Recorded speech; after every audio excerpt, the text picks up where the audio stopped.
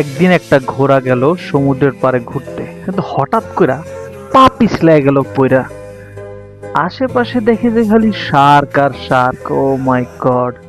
পানির মধ্যেই সে দৌড়ানো শুরু করলো, কিন্তু পানির মধ্যে কি আর দৌড়ানো যায়? এর মধ্যে একটা শার্ক আইসা একদম পেটের মধ্যে কামড় বসাই দিছে। কিন্তু ঘোড়া তো সর্বোচ্চ চেষ্টা করতেছে দৌড়ানোর, কিন্তু দৌড়াইতে তো পারে না। পানির মধ্যে কি আর শার্কের মতো দৌড়ান যায়? শার্ক হলো পানির রাজা। কিন্তু ম্যাজিক হয়ে গেল, কয়েকটা ডলফিন চলে আসলো তাড়াতাড়ি হেল্প করার জন্য। আর ডলফিন দেখা শার্ক পালায় গেল।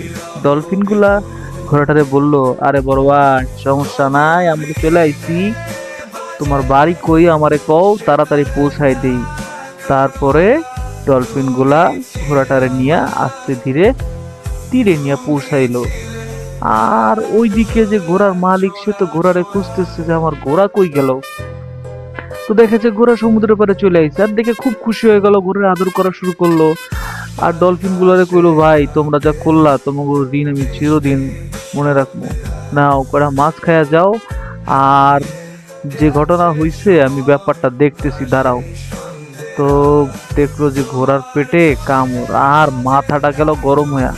পানির মধ্যে তক্ষুনি লাফ দিল হারপুন নিয়া, যে কইলো আজকে শার্কের কুষ্টি একদম শেষ করে দিব। শার্ক আছে কই? দেখে যে পিছন থেকে একটা শার্ক চলে আইছে, আর হারপুন দিয়া একেবারে ঘাপা ঘাপ মাইরা দিল শার্কের কান বরাবর, চোখ বরাবর।